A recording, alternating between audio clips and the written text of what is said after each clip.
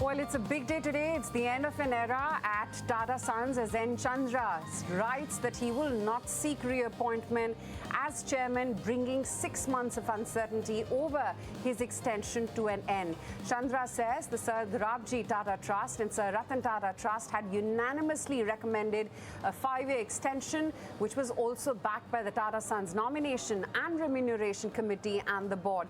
But the proposal was not carried through after one board member opposed it at the February 24th meeting earlier this year. He added that he deferred the decision in the absence of unanimous support. With no resolution after 6 months, he has now withdrawn himself from consideration and asked the board to finalize his successor soon.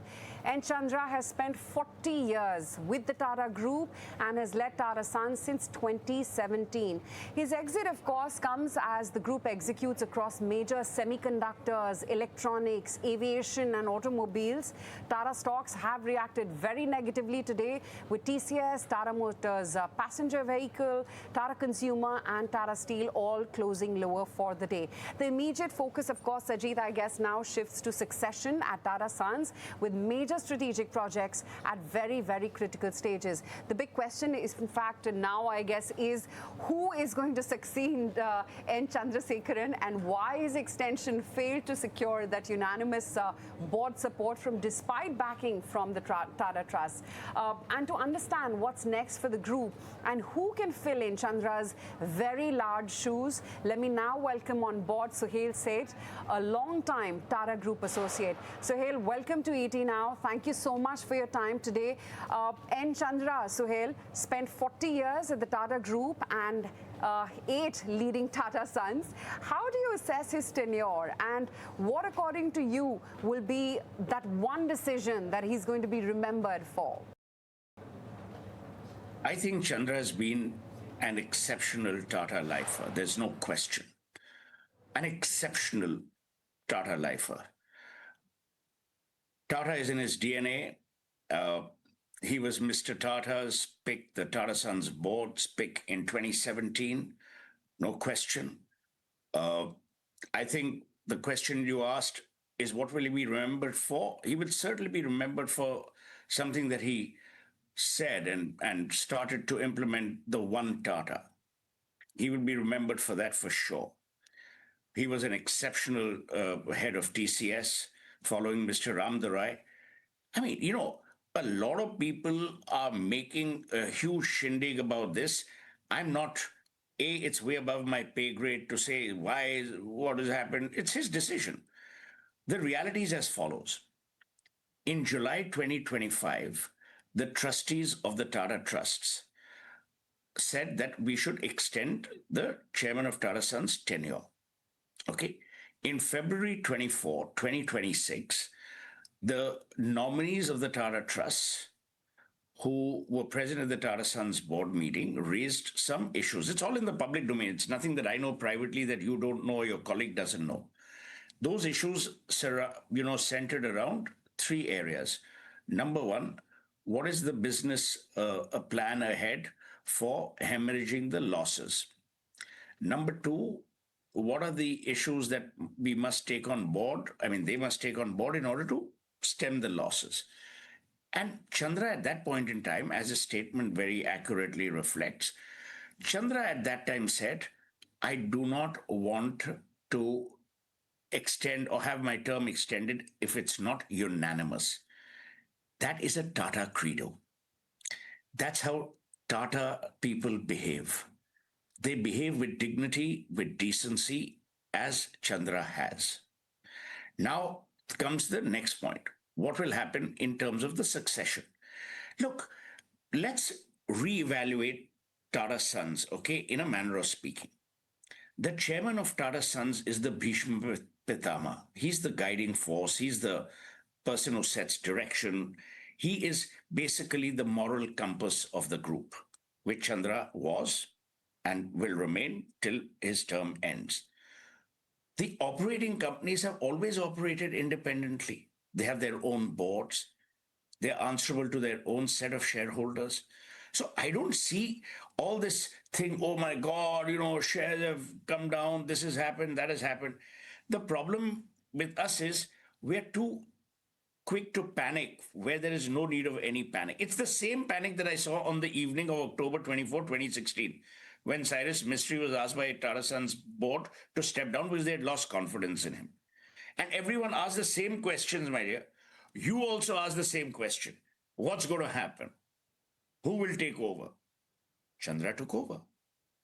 Chandra took over because everyone believed, and rightly so, that he was the person who was best suited to take over the job of the chairman of Tata Sons.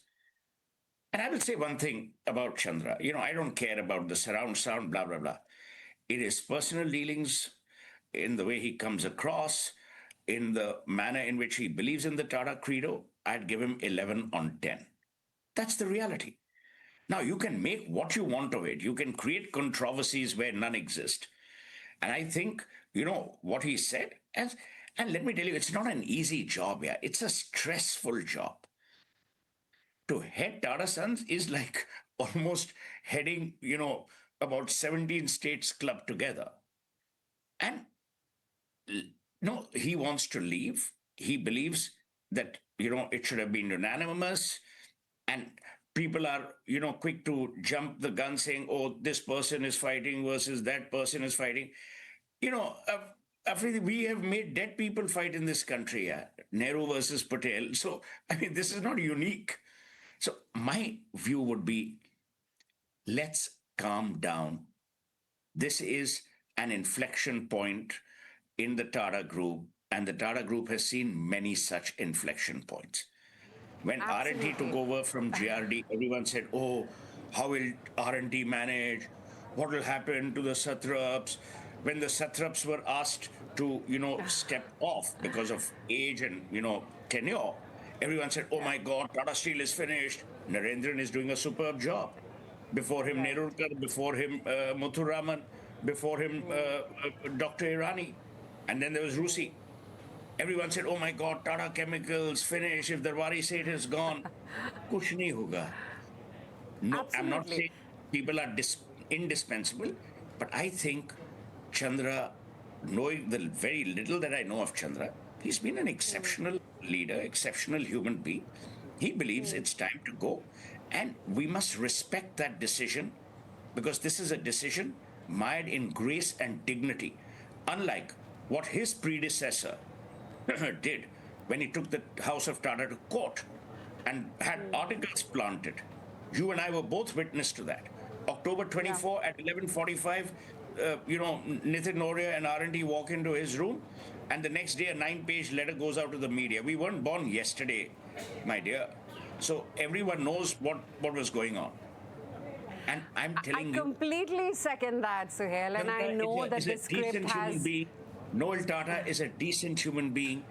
And I'll tell you what Krishna Kumar said, Mr. Krishna Kumar, when we got the hotel back after 26/11, when we went to the grand staircase at the Taj Mahal, Bombay, and he says, see, there are no bullets.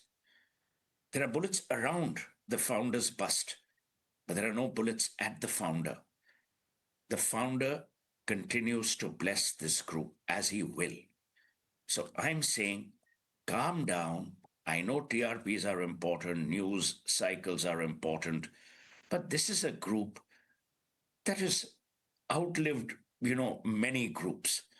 And it's a group driven by a philosophy of empathy, of compassion, of dignity and grace, all four that have been vested in Chandra, as have been vested in everyone else, and hopefully will be vested in the successor. It's the selection committee's job. You can't take over because you're too young. I can't take over because I'm incompetent. So they will choose someone good. That's how it should be. Absolutely, Suhel, and I'm not taking away from the fact that Chandra should be given his privacy at this juncture, and I'm not taking away from the fact that this script has not played out earlier. It has, and companies are bigger than people by the end of the day. But ours is the business of news, as you would also know. What I wanted to understand from you is that Tata Trust unanimously backed a 5-year extension. The nomination, the remuneration committee backed it. The board largely backed backed it. Yet one member's opposition was enough to stall it for about 6 months. What does that tell you about the governance equation between the trust and the Sons board today? I think that's an excellent question. So I'm a classicist as far as the English language is concerned. The board member did not oppose the extension. The board member said that we need clarifications, oblique answers to the issues that we have raised, that he has raised. So those answers, Chandra at that time also said, it's again in the public domain, it's not something that I'm telling you. Chandra at that time said, yes, we will get back to you with a presentation on all the issues that have been flagged off. Simple. There was no fight, there was no acrimony, there was no distrust, there was nothing. And my belief, Afridi, is in these things, you and I will never know what happens or what has happened. But I can tell you from the little that I know, the man that Chandra is, which is an impeccable, I mean, one of the most brilliant professionals. And from what Noel is, who is a Tata, who's served his life, in the house of Tata. You tell me, what sense and what joy would it give anyone to create instability? And that's where I salute a Chandra. Because what he has done is he has said that, look, I want unanimity. And if you see his statement says that, look, this is what I believe, that I need to step down. And he will serve his term till February 2027 and step down. He has also said in his statement that, yes, I will work with my successor, or, a successor needs to be found, which the selection committee will do. You tell me, in 2010, Mr. Tata knew that he would demit office on December 28, 2012. Fair enough. The selection process began. In the selection committee at that point in time was Cyrus P. Mistry, Kumar Bhattacharya, R.K. Krishna Kumar, and one more person. I can't remember who. That committee met 6 people or 4 people. Then the committee decided that the best person at that point in time suited to be the chairman of Tata Sons would be Cyrus P. Mistry. And in November 2011, Mr. Tata made that announcement that he's the chairman designate.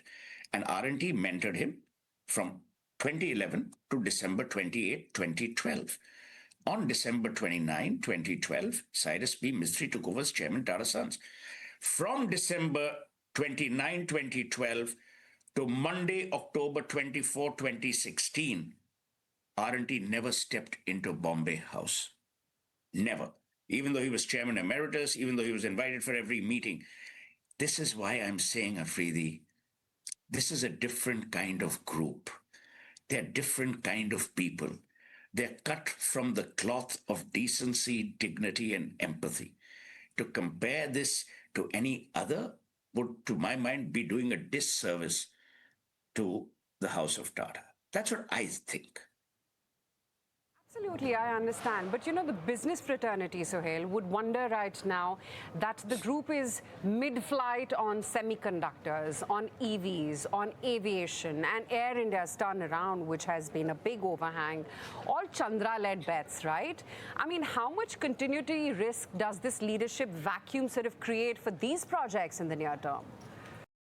None. Let me tell you, this is a great question. Let's look at the structure right now. The chairman of Tata Sons, as I said, is the guiding force. He looks at strategic direction, institutional compliance, and at the value architecture of the group, which Chandra has done. All the operating companies have their own excellent managing directors.